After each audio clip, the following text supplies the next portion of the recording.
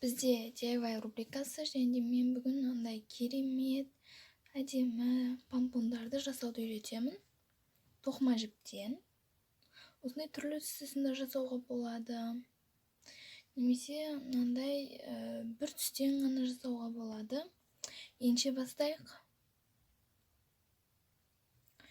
Ең алдымен осындай тоқыма жіптерімізді дайындап алайық. Және мен достар, шаблон ретінде бізге осындай екі шаблон керек. Осындай помпондарды жасауға картоннан немесе қатты пластиктен де кесіп алуға болады. Бұны жасау оңай. Міне өздеріңе көрініп тұрғандарындай С әрпіне де ұқсайды. Енді ашық түстен жасайық бүгін. Орауды бастаймыз.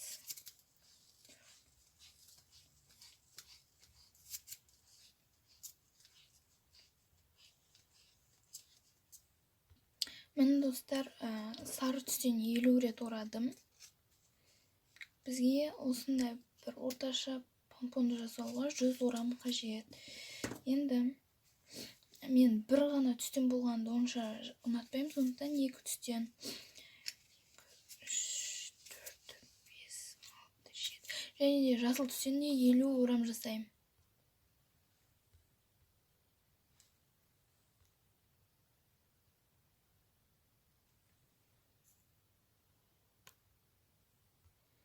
Міне тағы 50 орам жасадым, сонда 100 орам болды. Кесеміз. Енді кішкене қиын сәті мына шетін ұстап тұрамыз. Қазір екі картон ешім керек болған, түсінесіңдер. Фокусын жасайын. Кішкене қиын.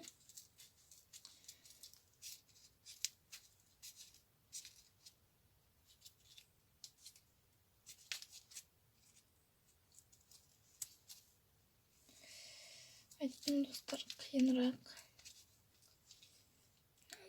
Әрі мына жерін ұстап тұру керек, әйтпесе барлық тоқымаларымыз шығып кетеді.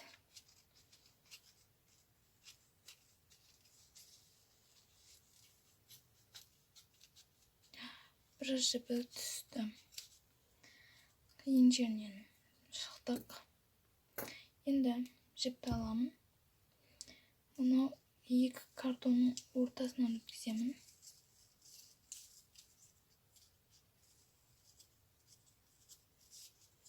Және де дұрыстап алуымыз керек, көрдіңіздер ме? Бұл жіптер былайша айтқанда жүгіріп жүреді.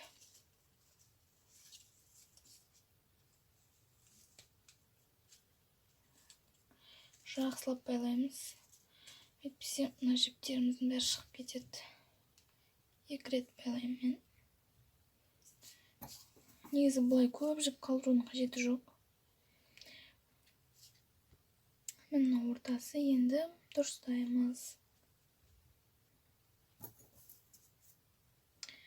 Кішкене артық шеттерін кесіп тастайық.